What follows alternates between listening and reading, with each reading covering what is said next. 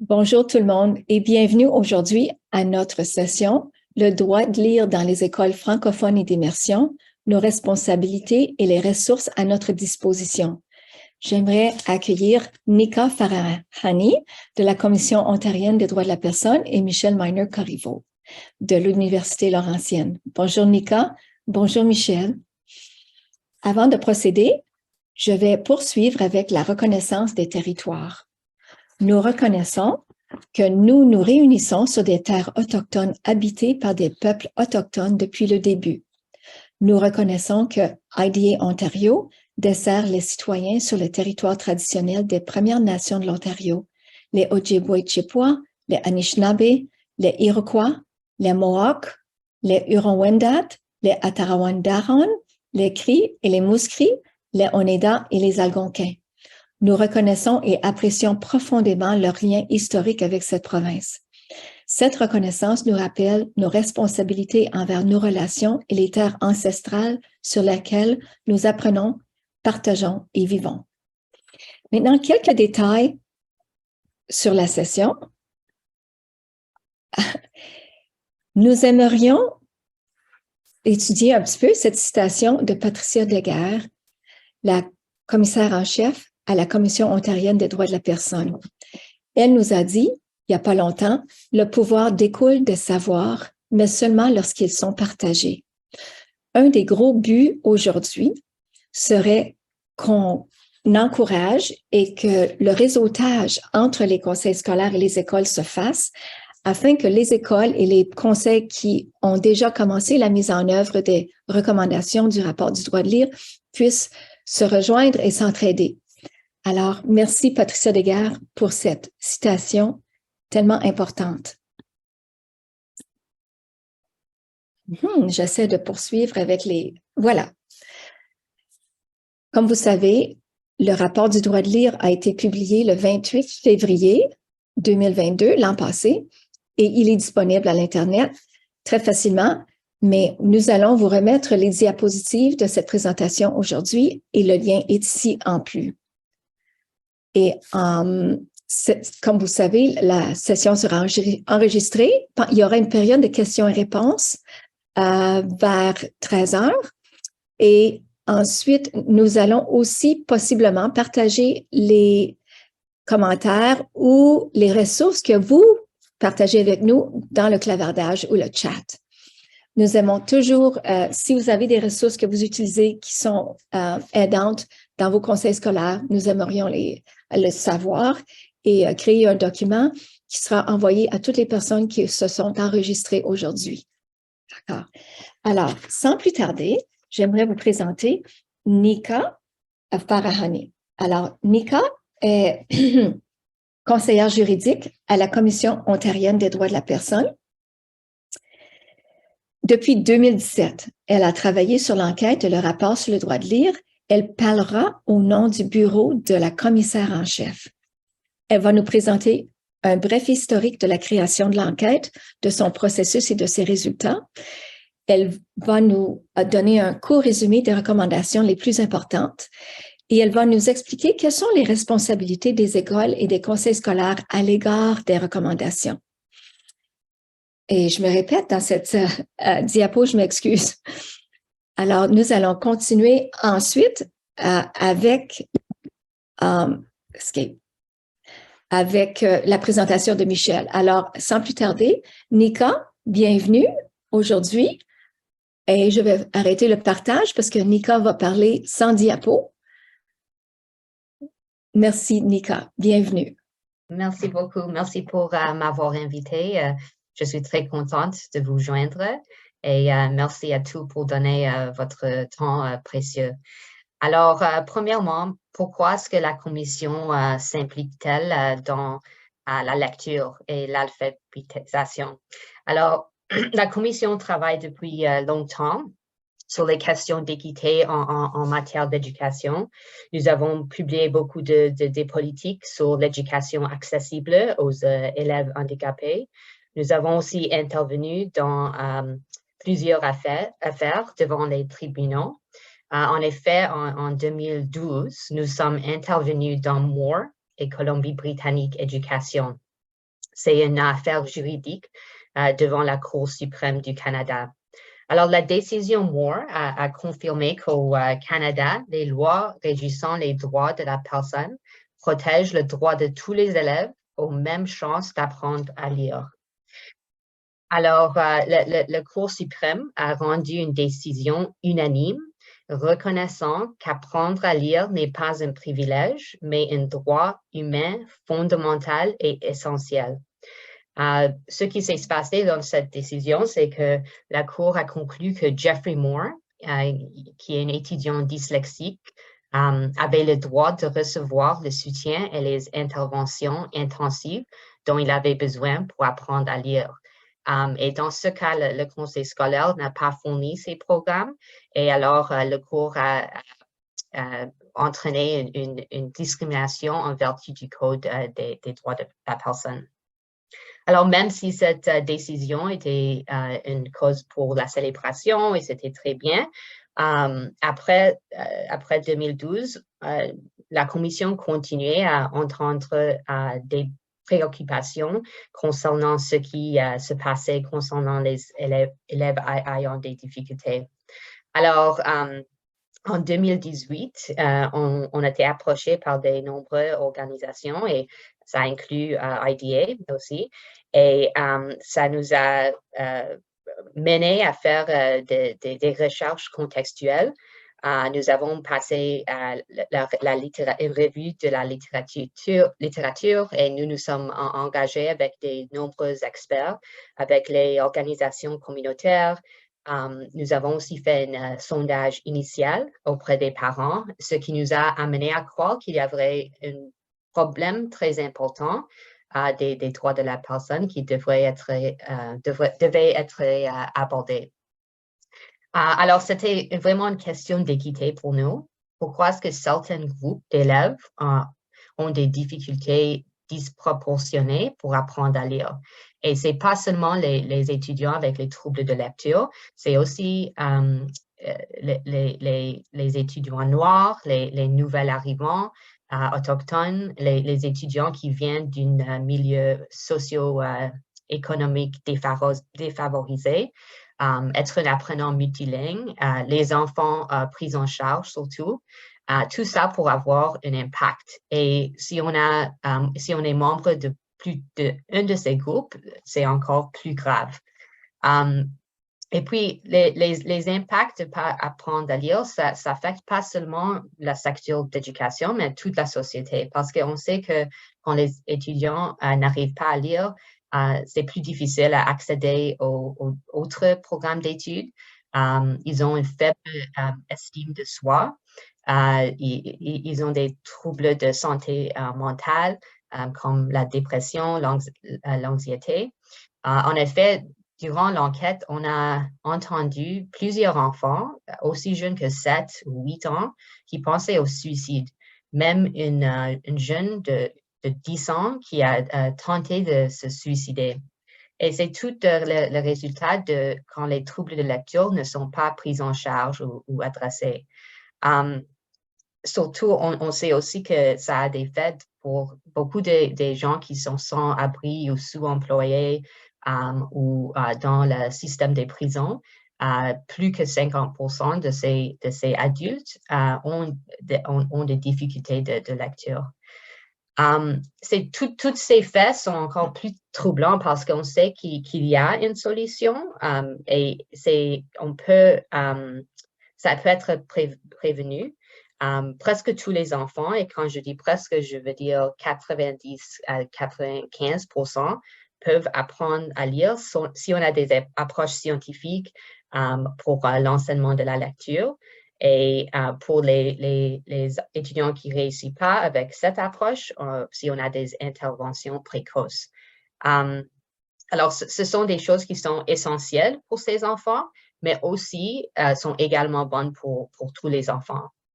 Alors, tout ça pour dire qu'il y avait vraiment des solides raisons en faveur de lancer cette enquête et examiner cette question sous l'angle des droits de la personne.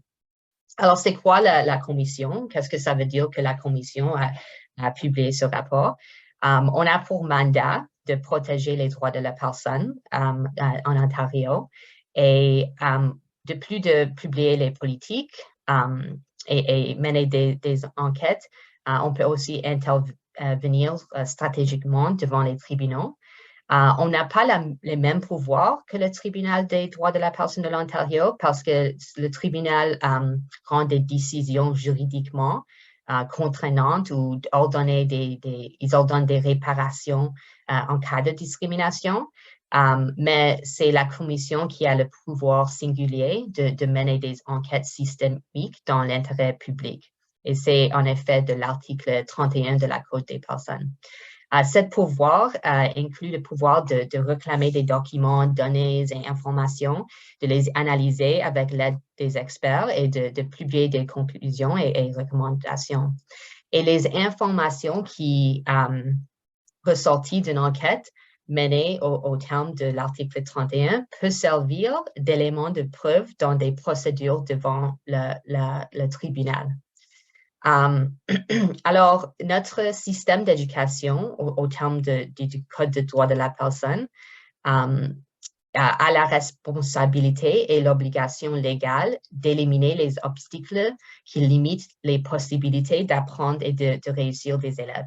Et quand je dis le système d'éducation, ça inclut le ministre de l'Éducation, les facultés, les conseils scolaires et tout membre de ces organisations. Alors, tout ça pour dire que le rapport, le droit de lire, ce n'est pas seulement des suggestions, c'est plus fort que ça. Ça fournit les principes et les normes qui permettent au secteur de l'éducation de remplir pleinement ses obligations en matière de droits humains. Et vraiment, ce rapport, c'est unique dans le sens que c'est le premier en son genre au Canada. Ça combine l'expertise de la Commission en termes de la discrimination systémique et aussi celle de nos experts Linda Siegel et Jamie Metzela relative au développement de la lecture. Alors, c'était quoi le mandat de l'enquête? Alors, on a choisi un échantillon représentatif de 8 conseils scolaires publics de langue anglaise. Et aussi, on a choisi 13, on n'a pas choisi, c'était tous les 13 facultés éducation publique de langue anglaise et nous avons les demandé de nous fournir les documents et informations pour qu'on peut déterminer si, premièrement, les enseignants ont la formation pour les aider à enseigner les enfants à lire et puis aussi qu'est-ce que les conseils scolaires font en termes de enseignement, mais aussi est-ce qu'il y a de dépistage précoce, est-ce qu'il y a des mesures d'intervention, quelles sont les sortes d'adaptations et comment est-ce qu'ils utilisent les évaluations professionnelles pour guider leur travail. Nous avons aussi eu contact régulier avec le ministère de l'Éducation pour lui communiquer des renseignements sur nos recherches et nos recommandations. Le but de ça, c'était parce qu'on voulait que le ministre de l'Éducation réponde proactivement aux préoccupations soulevées parce que c'était vraiment des graves constatations qu'on a fait. Et nous continuons de ce jour également à engager le ministre. Des milliers d'élèves, de parents, d'organisations, d'enseignants, des autres professionnels et ont également fait part de leurs observations par l'entremise de nos sondages, des audiences publiques tout au part du Provence, des assemblées communautaires et des conversations avec les Premières Nations, les Métis et les Inuits. Et puis, on avait aussi autres moyens aussi comme des œuvres artistiques, de courriels, mémoires, rencontres et entretiens téléphoniques. Nous avons aussi invité les syndicats à des séances d'information. Alors, pourquoi est-ce que seulement on a concentré sur les conseils scolaires de langue anglaise? Lorsqu'on a lancé l'enquête en 2019, notre mandat est plus limité de concentrer sur ces écoles de langue anglaise. Nous avons reconnu que les enjeux au sein des conseils scolaires de langue française était peut-être unique et nécessitait un examen distinct, mais après avoir fait l'enquête, on voit qu'il y a beaucoup des mêmes problèmes, bien que l'opérationnalisation de ces recommandations va être unique, c'est le principe est quand même le même. On a cependant entendu parler des conseils scolaires de langue française par le biais de nos sondages. On a reçu 100 sondages en total. Je sais, c'est pas beaucoup, mais quand même, c'était des témoignages importants. Nous avons aussi invité Codelph à nous fournir des contributions, mais on n'a pas reçu cette contribution. Alors, le rapport fournit un plan d'action pour le ministre, les conseils et les facultés. Et nous avons pensé que la meilleure façon de faire était de se concentrer sur les principes et de rester à l'écart des questions opérationnelles. Mais dans la mesure où il y a des exemples spécifiques dans le rapport des interventions, ils sont destinés à illustrer les principes clés. Alors, ce n'est pas juste qu'on veut dire, OK, voilà toutes ces mesures, des programmes, il faut acheter ces programmes. Non, ce sont juste des exemples. Alors, également, on peut faire des recherches pour des programmes en français, mais on sait qu'il y a vraiment des manques de ressources dans ce secteur. Et alors, c'est encore plus important de faire attention à ce sujet. Alors, pour continuer, quelle était la portée de l'enquête? Alors, il y a cinq questions qu'on a vraiment regardées dans l'enquête, mais je vais juste concentrer sur trois. Les premières trois. Alors, le premier, c'est le curriculum et enseignement. On a demandé, est-ce que c'est basé sur les recherches scientifiques relatives aux meilleures approches d'enseignement de la lecture des mots?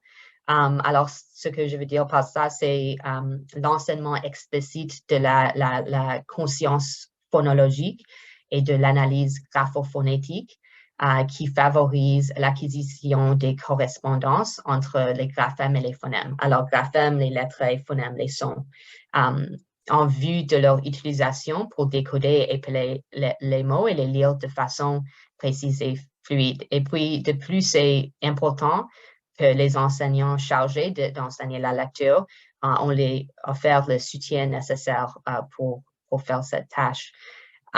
Deuxièmement, c'est le dépistage précoce. Tous les enfants de la maternelle à la deuxième année, est-ce qu'ils ont moyen d'évaluation de dépistage standardisé et fondé sur des données probantes afin d'identifier les élèves à risque de difficulté de lecture pour qu'on puisse offrir immédiatement des mesures d'intervention précoce et multiniveau. Et dernièrement, comme j'ai dit, pour les étudiants qui ne réussissent pas à lire, est-ce qu'il y a des mesures d'intervention qui sont disponibles le plus tôt possible pour tous les enfants qui en ont besoin? Alors, ce n'est pas juste qu'un enfant qui a une évaluation psychopédagogique, mais c'est tous les enfants. Les deux autres questions, c'était les mesures d'adaptation pour nous assurer que c'est disponible, mais aussi que ce n'est pas un substitut pour enseigner comment lire. Alors, on a entendu des exemples des enfants que on les donne la technologie parce que c'est avec le but que, OK, peut-être tu ne vas pas arriver à lire, alors voilà, ça c'est le substitut. Mais quand ça arrive dans la première année, cet enfant a encore de la chance d'apprendre à lire. Alors, c'est pas une solution. Et puis, dernièrement, les évaluations professionnelles. Alors, il ne devrait pas être nécessaire de faire l'objet d'une évaluation professionnelle pour obtenir des mesures d'intervention ou d'adaptation, ce qui arrive beaucoup déjà dans nos écoles. Les autres questions d'équité générale, c'était est-ce que les approches et les normes sont harmonisées? Non, ils ne sont pas. Est-ce qu'il y a assez de surveillance et la responsabilisation? Non, il n'est pas. Est-ce que la province et conseil recueillent des données pour faire le suivi des résultats de chacun des élèves? Dans ce sujet, on commence, il y a des efforts, mais encore on peut améliorer. Et puis finalement, est-ce que les conseils font preuve de transparence dans leur communication avec les parents. Alors, ce qu'on a trouvé, c'est toutes les données quantitatives, qualitatives, dans le cadre de l'enquête. On a rendu compte qu'il y a un besoin urgent d'améliorer les résultats des élèves en lecture. Trop d'élèves n'apprennent pas bien à lire. Il y a beaucoup de statistiques qui démontrent ça, mais aussi on doit nous demander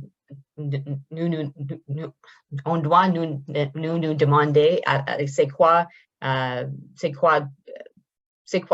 le nombre qui va nous faire, qui va nous rendre faire du action. Alors, est-ce que c'est suffisant si trois étudiants dans une classe n'arrivent pas, est-ce que c'est 5? Mais vraiment, si on peut faire mieux, on doit essayer. Alors, l'une des critiques que nous avons entendues est qu'il existe, c'est qu'il existe de nombreuses façons d'enseigner la lecture. Mais ce n'est pas vrai. Il y a la science de la lecture est vraiment une étude rigoureuse et on sait que l'approche de la littératie équilibrée, ce système n'a fait l'objet d'aucune validation scientifique. Alors, ce que je veux dire par la littératie équilibrée, c'est une approche où il y a peu d'enseignement des unités phonétiques et de leurs caractéristiques. Ça consiste en enseignement d'éviter de segmenter les mots en leurs parties constituantes et d'enseigner les relations entre les lettres et les sons. On demande aux élèves de deviner un mot d'après le contexte et la première lettre. On utilise des livres à niveau de difficulté gradué plutôt que des textes décodables. Alors, en tant que curriculum, nous avons recommandé au ministre de réviser le curriculum pour mettre fin au recours au système d'indices pour la lecture et de le remplacer avec un enseignement explicite et systématique des compétences de base en lecture. Alors, en réponse de ces recommandations, le ministre a proposé l'harmonisation des programmes anglais et français en école élémentaire avec des approches scientifiques. Et couramment, le ministre est en train de réviser les programmes d'études et la commission fait part de cette consultation. Alors, nous examinons ces programmes d'études et nous avons fourni des commentaires avec l'aide de nos experts. De plus, le ministre a publié un guide pédagogique le printemps passé. C'est l'enseignement efficace des connaissances et des habiletés fondamentales en lecture qui conforme la plupart aux recommandations de la commission. Et de plus, on a, comme j'ai dit, il y a des pièces des facultés d'éducation et c'est vraiment important parce que ça donne les outils aux enseignants pour faire le travail nécessaire. Alors, on a des recommandations à propos de ce sujet. Et juste ce mois qui vient en avril, le ministre a introduit une proposition pour une loi qui, si ça va passer, alors ce n'est pas encore loi, mais si ça devient loi, ça permettrait au ministre de prescrire des éléments d'un programme de formation. Alors, il y a des autres choses que les conseils scolaires peuvent faire maintenant parce qu'on sait que ça, c'est la direction que le ministre va aller dans. Alors, les conseils scolaires peuvent fournir aux éducateurs la possibilité de suivre des cours reconnus en littératie structurée. En effet, beaucoup de conseils ont commencé à débuter à faire cela. La deuxième question, le dépistage précoce. Alors, comme j'ai dit, c'est d'avoir le dépistage dans la maternelle jusqu'à la 2e année. Et ce n'est pas vraiment un grand projet scientifique. C'est quelque chose qui peut être 10 à 15 minutes. Et c'est vraiment pour donner les informations aux enseignants pour pouvoir aider leurs étudiants.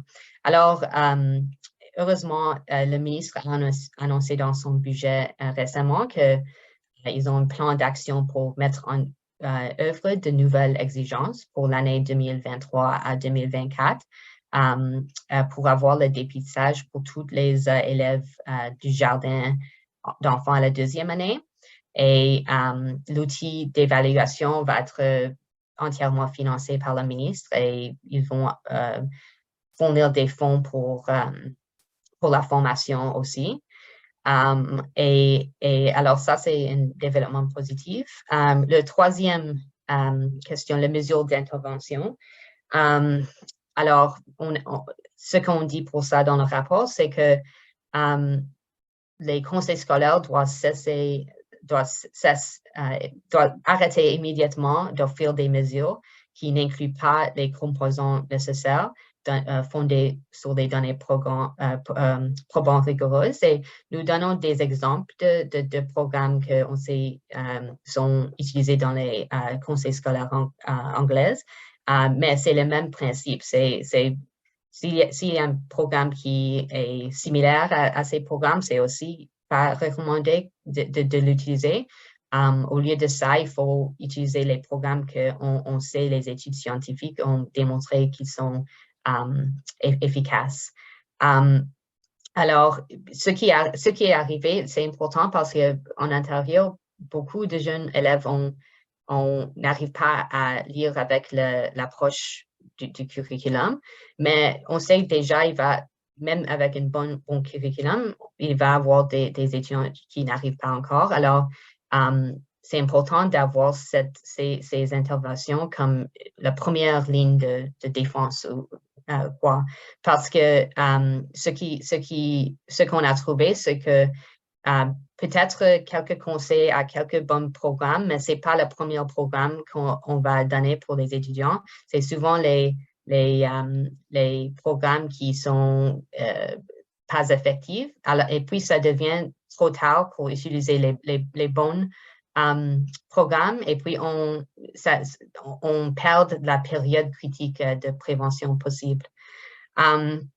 Alors, en réponse à cette recommandation, le ministère a effectué des investissements de environ 55 millions de dollars, mais ça inclut 2021. Alors, parce qu'ils ont fait des investissements, même avant qu'on a lancé le rapport.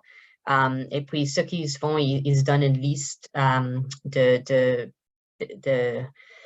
mesures d'intervention qui sont efficaces et puis ils demandent les conseils scolaires de choisir de cette liste et puis ils donnent les fonds pour que les conseils scolaires peuvent acheter ces programmes. Alors, ça c'est aussi un bon développement, mais comme commission, on veut voir que ces fonds continuent. Ce n'est pas juste une fois qu'on fait ça et puis on oublie. Et aussi, on sait que la formation pour ça est aussi vraiment important. Alors, parce qu'un outil est assez bon que la personne qui l'utilise. Alors, ça serait important. Alors, comme j'ai dit, nous sommes conscients de ces préoccupations soulevées au sein des conseils scolaires de langue française. Et on a essayé de mettre ça dans le rapport, mais on sait que le travail s'est juste commencé et on va faire plus d'efforts aussi pour voir comment on peut soutenir ce secteur en particulier. Je sais que le ministre a aussi engagé des experts de langue française pour leur projet aussi. Alors, ça, c'est un bon développement. Ils sont en train de développer un programme d'intervention en lecture pour la langue française. Et alors, je pense que ce travail, ils ont déjà abordé ça. En tant que qu'est-ce que la commission va faire après tout ça, nous savons que c'est encore beaucoup de gens sont en train de commencer le travail et nous sommes très encouragés par ça. Dans notre nouvel plan stratégique, alors on publie un plan stratégique chaque 5 années environ. Alors récemment, on a juste publié un nouvel plan et nous avons comme mesure de rendement le pourcentage de conseils scolaires qui ont un plan de mise en œuvre pour les recommandations. Déjà, il y a beaucoup, presque 50%, je dirais. Et on sait que plusieurs conseils ont créé des comités pour étudier les sciences de la lecture, pour développer des sessions d'apprentissage pour leurs enseignants. Et ça, c'est aussi un très bon développement. Comme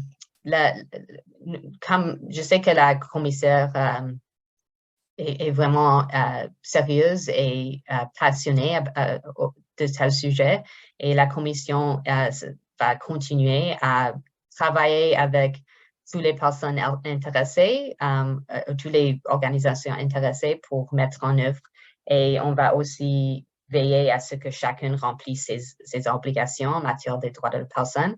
Comme j'ai dit, lancer une enquête, c'est juste un de nos pouvoirs. On a le pouvoir de déposer des requêtes directement au tribunal de la droit de la personne pour alléguer de la discrimination.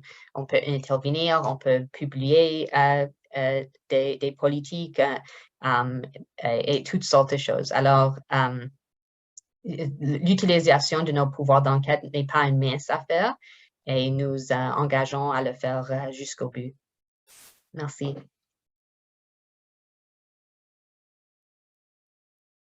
Merci bien, Mika. Beaucoup d'informations très importantes pour le bien de nos élèves et l'application des stratégies de lecture qui sont basées sur des données ou des recherches probantes. Alors, merci beaucoup.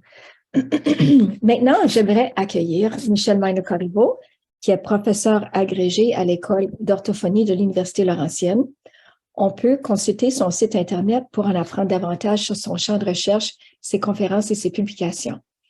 Alors, Michel, je vais partager ma présentation. Voilà. OK. Voilà. Et la diapo. Joanne, juste pour faciliter les choses, est-ce que tu aimerais que moi, je partage l'écran pour que ça suive un peu le rythme de… OK. Vas-y. Oui, tu es… Oui. Voilà. Merci, c'est plus facile. Oui. Alors, Michel, vas-y, explique ce que tu vas faire. Voilà la diapo. C'est bon, je vais mettre ça en mode diaporama. Oui. On donne un instant. Et voilà. Donc, écoute, moi, je remercie Nika de son accueil, de son expertise. Je suis très reconnaissante du travail que la Commission ontarienne des droits de la personne a fait. Puis, dans le fond, ça se résume à ce que je vais vous présenter aujourd'hui, qui est les essentiels à la réussite en lecture ou en écriture. C'est vraiment pas dans un programme, c'est pas dans une recette, même si on sait que du matériel, ça peut être vachement intéressant, puis ça peut nous faciliter la vie. Il faut savoir aller chercher ce qui est pertinent pour l'élève là où il est. Ça se passe dans les connaissances des enseignants ou des enseignantes qui savent bien étayer les tâches. C'est de la différenciation pédagogique. Puis c'est vraiment votre expertise, bien sûr. Donc, on a, oh mon Dieu, ma diapo, elle est un petit peu trop grande. Donc, j'ai changé l'ordre un tout petit peu pour faire du pouce sur ce que Nika disait. Donc, si la diapo n'était pas coupée, là, vous verriez que lorsqu'on adopte des mesures d'intervention ou un enseignement qui n'est pas fondé sur des données probantes, on a à peu près 66% du groupe qui ne réussit pas à franchir le seuil minimum attendu en lecture. Okay? Mais quand on adopte, puis on a quelques recherches ici, donc c'est pas toutes les recherches, c'est des grandes recherches qui ne sont pas nécessairement reliées les unes aux autres, mais il y a une convergence des conclusions qui disent que quand on adopte des mesures qui sont utiles pour toutes, essentielles pour certains, on rejoint tout le groupe, puis ça veut dire qu'on finit avec des élèves qui ne réussissent pas, mais qui représentent la prévalence des taux de difficulté en écriture ou en lecture dans la population, qui s'approche d'à peu près 4 à 7 %. Puis il y a même un plus petit pourcentage que ça de ces élèves-là qui sont ceux qui résistent vraiment, vraiment à l'intervention. Ça va?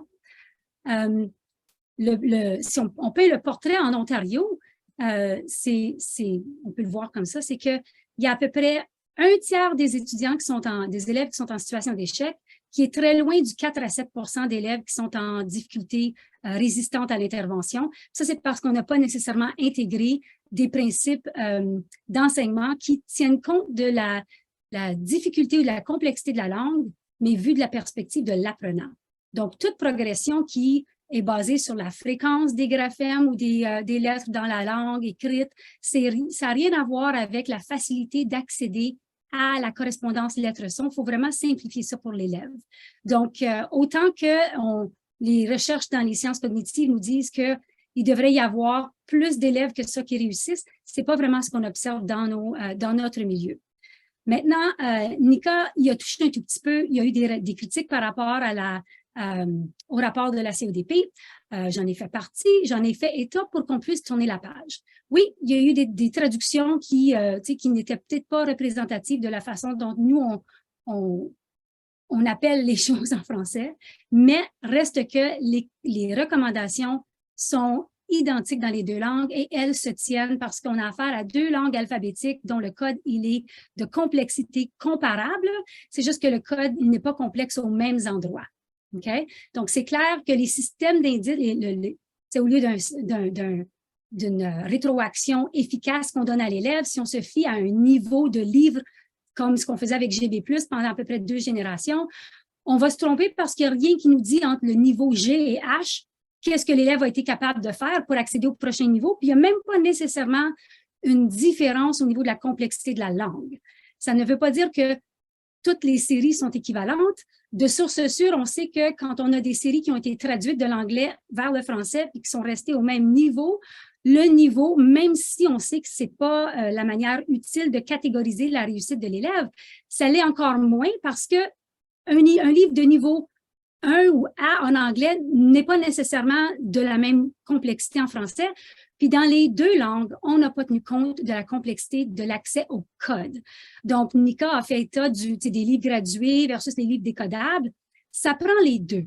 Les livres décodables, pendant que l'élève est en train d'apprendre à maîtriser le code, mais des livres gradués qui ont été créés en français avec des niveaux de complexité qui tiennent compte de la langue, comme ce qu'on a dans les éditions Passe-Temps, c'est hyper utile.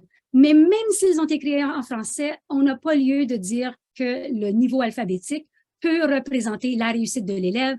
Pour ça, ça prend 3 choses. Il faut se prononcer sur son habileté à décoder, à comprendre et à lire de manière fluide. Puis tout ça, ça ne se passe pas au même moment. Donc ça, c'est dans votre jugement, mais ça fait partie des formations qui devraient être incluses dans la planification que les conseils ont fourni au ministère. C'est pas parce qu'il y a une planification qu'elle suit nécessairement les recommandations de la Commission ontarienne des droits de la personne, mais on arrive quand même un peu plus près de notre cible puis de notre but.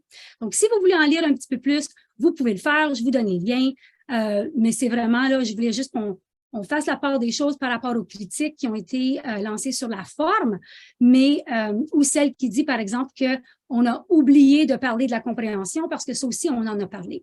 Donc, si vous voulez comparer les recommandations en français et en anglais, vous avez un lien vers un tableur dans Google qui va vous donner toutes les recommandations dans les deux langues, ainsi que les acteurs qui sont responsables de faire la mise en œuvre. Donc, du côté des enseignants, celles qui vous tiennent peut-être le plus à cœur, on les a identifiées ici. Donc, si vous voulez les prendre en note, vous allez avoir accès aux diapositives par la suite, là, après que la présentation va avoir été lancée. Donc, quand on dit que la Commission ontarienne des droits de la personne n'a pas parlé aux francophones, elle a exclu la compréhension, elle a misé seulement sur la dyslexie, bien, voici ce qu'on en dit. L'enquête n'a pas été terminée, close, pour ne pas du tout revenir sur ces éléments-là. Donc, il y a eu des conversations avec les facultés d'éducation en français, dans les universités où il y a des facultés d'éducation en français, il y a aussi des facultés d'éducation en anglais. Donc, les doyens de ces facultés-là avaient porté les deux chapeaux quand ils répondaient au sondage. C'est une bonne nouvelle. Qu'est-ce qu'on aurait découvert? On aurait découvert qu'en français, il y a moins de matériel. Des fois, on met les minorités les unes contre les autres parce qu'en anglais, on a le droit de choisir entre prendre le français ou les langues, une langue autochtone comme l'Anishinaabe-Mowin, alors qu'en français, on n'a pas le droit d'enlever des minutes d'enseignement à l'anglais pour que nos francophones puissent apprendre une langue autochtone. Donc, j'espère que ça aussi, c'est quelque chose qui va être adressé dans un avenir un petit peu plus loin, mais ça nous aurait permis d'en parler. Maintenant, quand on nous dit que le rapport ou l'enquête n'a pas fait état de l'importance de la compréhension ou du langage oral, bien, c'est faux. À la page 11, on lit le contraire. On lit que la Commission ontarienne des droits de la personne a été guidée par des gens qui comprennent ça, qui ont évoqué l'importance de tout ce qui est inclus dans les compétences pour développer la lecture ou l'écriture. Mais la compréhension, effectivement, c'est ce que les conseils scolaires, les enseignants et les enseignantes savent bien faire parce qu'on le fait depuis très longtemps. Le bout qui manquait, c'était justement l'enseignement explicite, systématique et structuré du code, des correspondances graphème-phonème et des règles orthographiques. Puis ça s'échelonne sur toute la scolarité de l'élève à différents moments. Donc, ils ont dit, oui, on reconnaît l'importance de ça, mais on va vous parler de ce qu'on doit inclure dans la formation des enseignants, des enseignantes et des enseignants pour que l'élève soit dans une situation de réussite. Donc, ce n'est pas un oubli, c'est que quand on critique de cette façon-là, on regarde vraiment avec une loupe très, presque à l'aveuglette, les bienfaits du rapport de la Commission ontarienne des droits de la personne. Donc, les constats, c'est que oui, effectivement, l'orthophoniste a un rôle en prévention, en évaluation et en intervention de l'écrit. Donc, à un moment donné, il va falloir que les conseils scolaires incluent ça dans les services que l'orthophoniste doit prodiguer parce que ce n'est pas un privilège, c'est vraiment un droit de pouvoir accéder à l'écrit. On a assigné des responsabilités au ministère, même si on les a appelées des recommandations, aux facultés d'éducation, aux conseils scolaires, à des membres externes. Mais même si on n'a pas fourni trop de pistes à suivre, ce n'était pas le but de l'enquête, mais on comprend que ça peut avoir déstabilisé des gens dans le milieu. On a soulevé des lacunes dans la formation de premier cycle au niveau du baccalauréat. Puis ça, c'est vraiment aux facultés d'éducation à ajuster le tir, puis à retirer toute mention de GB+, de l'attribution d'une cote alpha, puis des systèmes à 3 indices dans les formations de qualification additionnelle. Puis d'ailleurs, ça fait partie de la base. L'enseignement systématique, structuré, explicite ne devrait pas résider dans des cours de qualification additionnelle. Ça devrait être dans la formation de premier cycle. Puis, la Commission ontarienne des droits de la personne a vraiment bien fait les choses en indiquant ça. Donc, oui, si on a souvent évoqué le terme dyslexie, c'est pour dire que oui, on peut en parler, puis oui, on peut le mentionner, mais on se comprend que la dyslexie, ça fait partie d'un parapluie beaucoup plus vaste des difficultés en lecture et en écriture. On a parlé de la vitesse ou de la précision en lecture, ça c'est le décodage, mais de la vitesse, il ne faut pas prioriser la vitesse au dépend de la fluidité. Le but, ce n'est pas d'arriver à un nombre de mots lus correctement par seconde ou par minute. Ça ne se mesure pas de cette façon-là. Puis, c'est sûr que quand il porte la loupe de, tout le monde peut apprendre à lire en français, c'est qu'on pense au contexte d'immersion et non aux écoles de langue française. Donc, on peut comprendre que ça a laissé quand même une petite amertume dans l'esprit des francophones qui lisaient ce même rapport-là. Les recommandations s'appliquent tout autant. OK? Donc, voici là, un des éléments où on a traduit ce qui serait applicable dans une situation d'immersion. Puis l'objectif était de dire que même en immersion en langue française, les élèves devraient pouvoir apprendre à lire en français, même s'ils ont des difficultés. Parce que souvent, dans les contextes d'immersion, les élèves qui ont des difficultés en français sont orientés vers le système en langue anglaise et on enlève la possibilité d'apprendre en français, alors que les recherches sont claires là-dessus. Il n'y a rien qui empêche apprendre une deuxième langue, même si on a des difficultés, mais ça dépend de l'engagement que les parents peuvent y mettre, puis de l'importance que ça a, puis de l'exposition à laquelle ces élèves-là ont droit. Mais on ne devrait pas retirer cette option-là, tout simplement parce que c'est quelqu'un qui n'apprend pas à lire de manière traditionnelle. D'ailleurs, les cerveaux fonctionnent tous de la même façon, c'est juste qu'il y a des élèves qui sont plus résistants à ce qu'on essaie de leur faire faire. Puis c'est pour ça qu'on est obligé de mettre des choses en place pour faire en sorte qu'ils aient accès. Donc, la technologie, ça peut être un outil puissant. Nous, on est tous réunis ici à cause de la technologie. Je ne dirai jamais le contraire, mais ça ne devrait pas remplacer un enseignement des fondements à la lecture, puis même chez les plus vieux. Donc, en 7e, 8e année, quand on a des élèves qui sont plus vieux, il ne faut pas abandonner. Il ne faut pas leur faire des papepi-popu ou des leçons de 1 à 55 sans changer l'ordre. Ce n'est pas de cette façon-là qu'on va aller les rejoindre. Ce n'est pas en faisant faire de plus de ce qui a déjà été fait longtemps puis qui n'a pas porté fruit, mais c'est en faisant intervenir la morphologie, le sens, à partir d'une programmation très, très bien raisonnée. Ça ne réside pas dans un programme, c'est vrai en anglais autant qu'en français. Donc, dans le rapport de la commission, on a ajusté le tir, ils ont cité plein de bons rapports, mais il y a des rapports en français qui ont été ignorés. Donc, le rapport de l'INSERM, le rapport Lire et écrire, vous avez les coordonnées, allez les chercher. Donc, qu'est-ce qu'on fait quand on est un enseignant, puis on se dit, bien, je m'en vais où maintenant? Bien, il faut former les enseignants. Oui, il faut investir dans des livres décodables, mais il ne faut pas faire des feux de camp avec les livres qu'on a.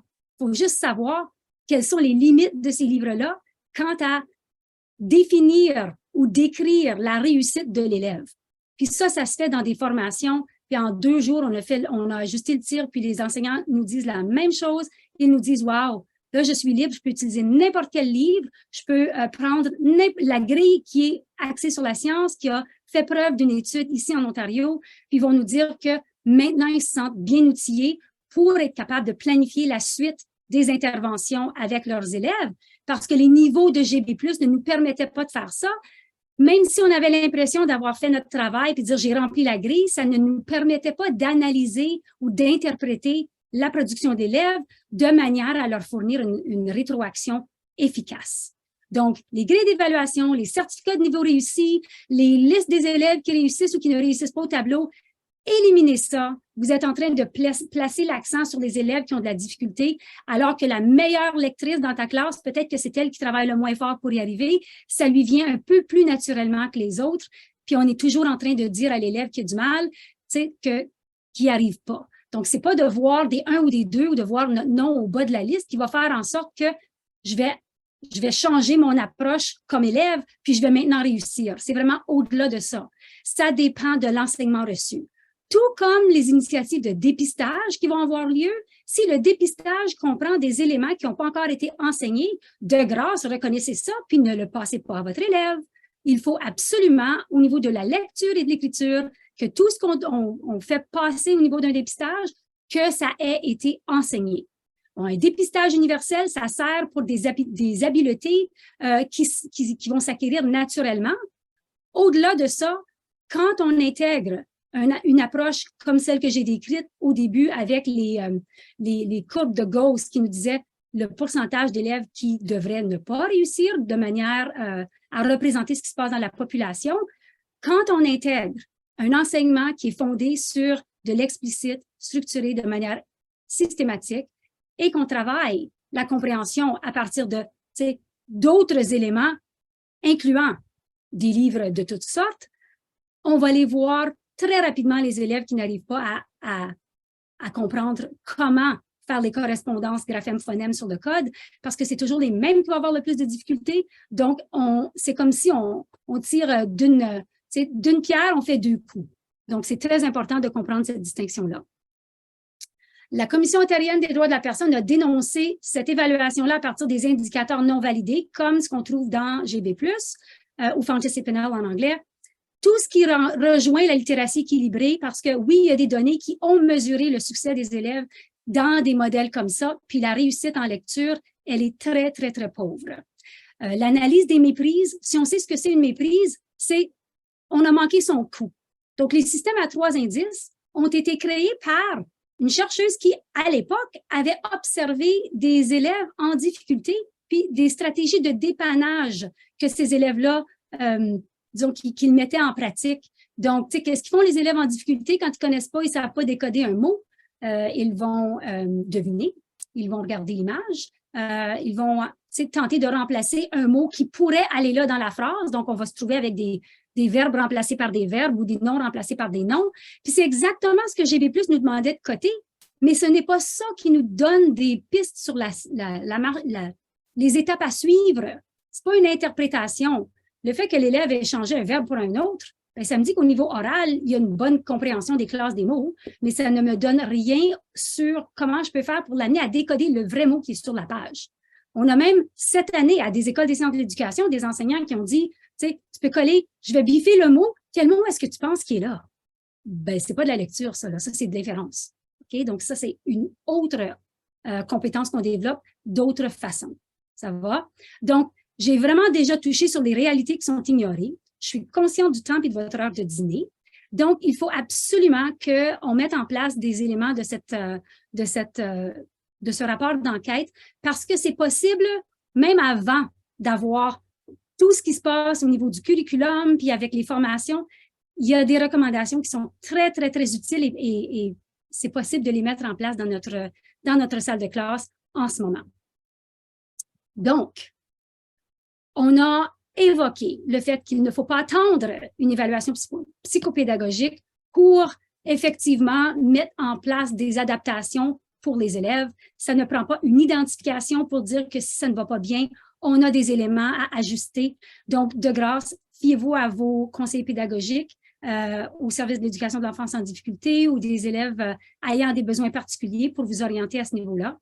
Ce n'est pas de faire des copier-coller de ce qui se trouve déjà dans le curriculum vers le PEI qui va le faire arriver si vous n'avez pas de plan en place pour y arriver.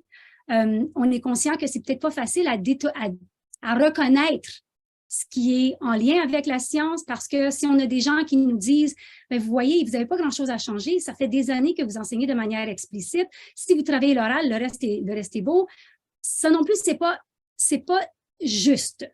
Ce n'est pas faux en disant que oui, c'est enraciné dans des compréhensions de langage oral, dans des capacités de compréhension orale, puis on veut les travailler, mais il faut travailler ça en parallèle à partir du matériel que l'élève est capable de lire, pour lequel l'élève a été préparé à lire.